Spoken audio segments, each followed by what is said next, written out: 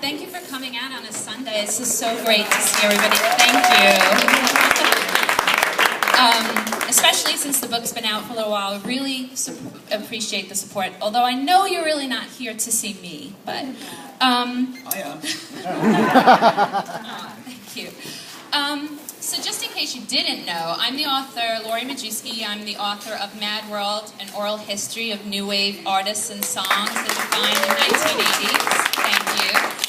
And in our book, we feature 36 chapters about the bands and artists that gave us the songs to the soundtrack of our lives. And there's a lot of great bands in there. There's the Smiths.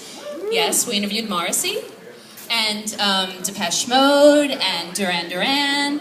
And the guy sitting beside me, he is not in one chapter, but he is highlighted in 2 chapters, and it would have been 3 if Steve Strange could have stayed on the phone long enough to give us something coherent. And he's a great guy. We love him, and we're hoping for book 2 for a Visage chapter. Besides being a member of Visage, Midge was one of the most important members of Ultravox because he helped to rescue them pretty much from the dead and gave them their biggest hit, which we'll talk about today. And then he joined forces with Bob Geldof to bring us Do They Know It's Christmas in Band-Aid, which is actually celebrating its 30th anniversary this November. He also has had a long and very successful solo career. You heard a lot of the songs that our friend DJ Paul Adams has been playing. Thank you so much, Paul. And last week, Midge actually just came off of the Retro Futura tour, which I think probably a bunch of you guys here have been to, which saw him playing with Tom Bailey for the first time in 27 years, and Howard Jones. And it's been such a great year for those of us who love 80s and new wave. Oops. Okay.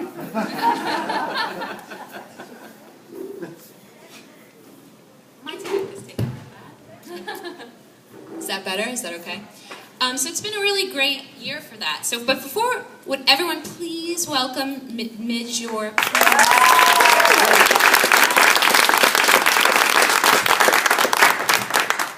Midge, why don't we start with the Retro Futura tour since you just came off of that. What was it like? So it's not us. It's not us. Ignore it. Oh, okay. What was it like being out on the road here in the United States? First of all, coming back in general, and then being out there with so many people who love your music for so many years? Well, it's always great being back in America. It's just, I just don't do it very often. It's been a long time, really. I just seem to have lost all connections with promoters and agents and all of the people who instigate touring over here. And through no fault of my own, I just seem to have separated. But I'm making a very concerted effort to come back to America much more often. So yeah, I came back a year and a half ago and did a small club tour and thoroughly enjoyed that. And then the Retro Futura thing cropped up, which is actually a very good. It was a really good package, you know, with Howard Jones and Tom Bailey from the Thompson Twins and China Crisis from Liverpool. And it was well constructed and well put together, and an absolute joy to do. It was great. So yeah, I'm thoroughly enjoying the whole process. But I think half of the people here are sick to death looking at me now. So it's like in the UK when you're waiting on a bus, you wait for ages and ages, and then 3 come at the same time. Well, you waited all these years for me, and you can't get rid of me now. So. No. Well, how did you know it, Tom or Howard before? I toured with Howard back in, I think it was 89. Yeah, 89, thank you. Well done. Back in 1989, and that was great. I thoroughly enjoyed that. I was doing the Answers to Nothing album, and Howard's just such an easy guy to get along with. It was great. So the idea of all these years later going back on tour with them again was weirdly appealing, but it was good fun. Tom had never met before. Really? Yeah. Thompson Twins in the UK, I mean, they were huge in the UK as well. And but I used to see Alana a lot in the clubs. She used to go and hang out at Steve Strange's clubs and stuff. But I'd never met Tom. I think Tom's really quiet, introverted, you know, kind of dark genius type. But he was an absolute joy to be hanging around with, actually. It was really good to connect with him. He was so happy. I mean, that was what I got from the tour, was that it was such a nice group of people. I mean, I wonder if you had toured together in the 80s, you may not have even crossed paths. You would have had, like, a limo back in the back that would have taken you away, and Tom wouldn't have stood on the side of the stage watching you. You know, it seemed like a family a bit. Well, it was. I mean, you know, we all hung out together. We all helped each other because it was you know, like all of these tours, these package tours.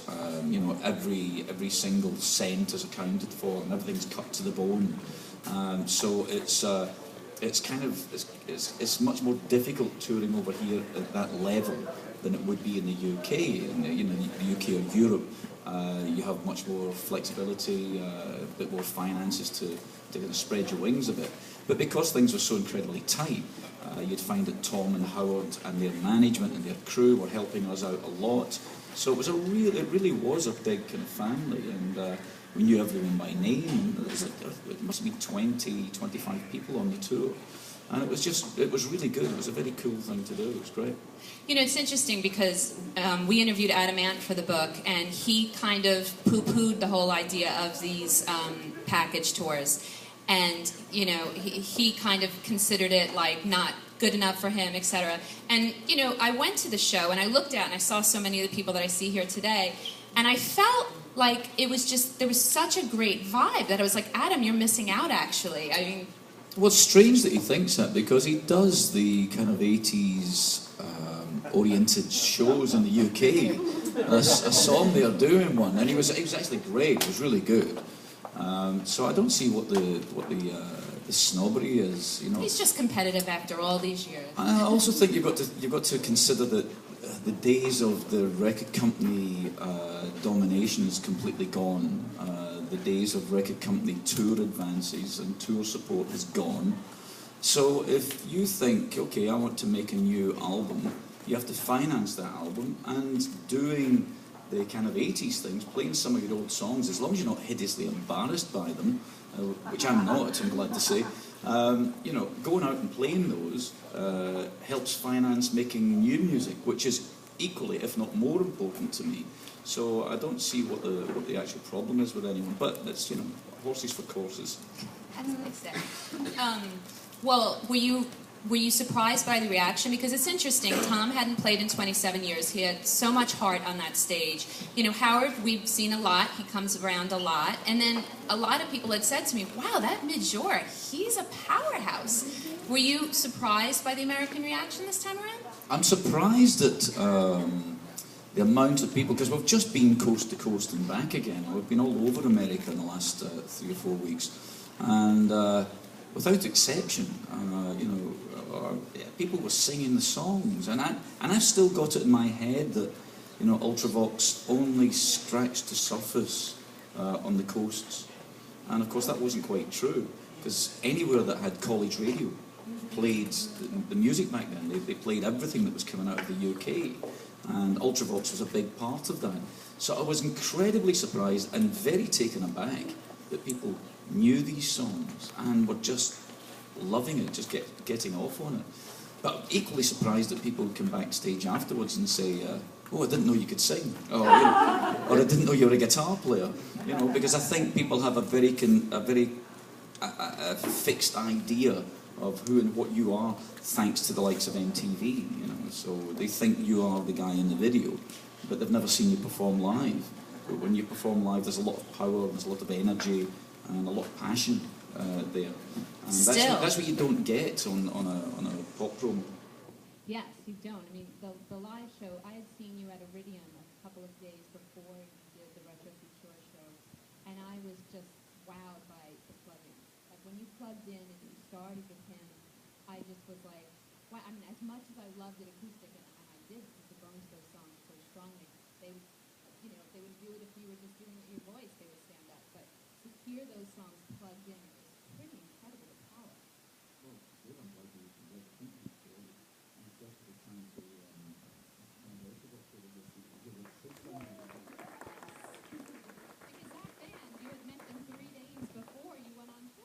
Yeah, the house band, yeah. So a bunch of great New York musicians, and we've done 2 hours rehearsal a couple of days before, and straight on stage and do your thing.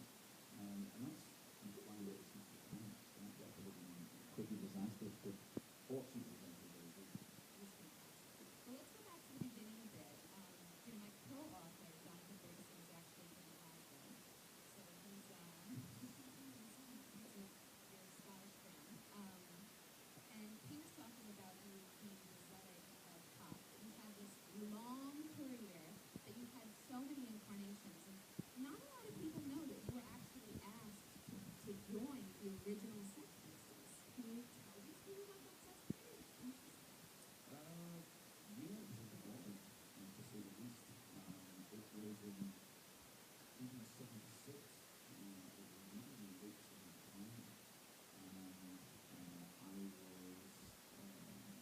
kind of Mr. Gypsy from Glasgow, Scotland. My management at the time owned a big venue in Glasgow, the Glasgow College, and it had been before.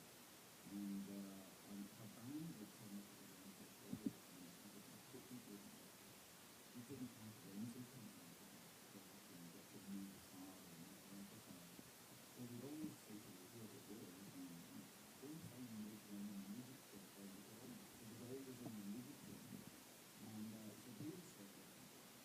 So as I was walking out the music kit, I was stopped by this English guy who turned out to be Bernie Rose, who went on to manage The Clash. And he said, look, I need to speak to you about music. And I instantly thought, oh, it's something to do with an amplifier or a guitar or whatever. And I walked around the corner, and sitting in this car was the most effeminate looking man I'd ever seen in my life. And that was Malcolm McLaren. He was sitting with his mohair jumper and his dog collar, and it was just very, very odd, an odd sight in late 70s Glasgow. And he proceeded to tell me about the New York Dolls and his association with them, and his clothes shop, and Vivienne Westwood, who was his partner at the time. So all of this stuff, and then talked about this new band he was putting together, and then asked if I would be part of this new band. But I realised he hadn't actually asked if I was a musician. So I thought, this is just wrong. There's something not quite right here. So I declined, and what they were actually doing, and I'll tell you this because there's not many people listening, they were in Glasgow. They'd driven all the way up from London with a trunk full of slightly dodgy musical equipment, and I think they were trying to sell it. So they'd been doing the rounds, and so I turned down the Sex Pistols but bought an amplifier. When he didn't tell you they were going to be called the Sex Pistols? When did you realize, wait a minute, I could have been in the Sex Pistols? It was probably 6 months to a year later.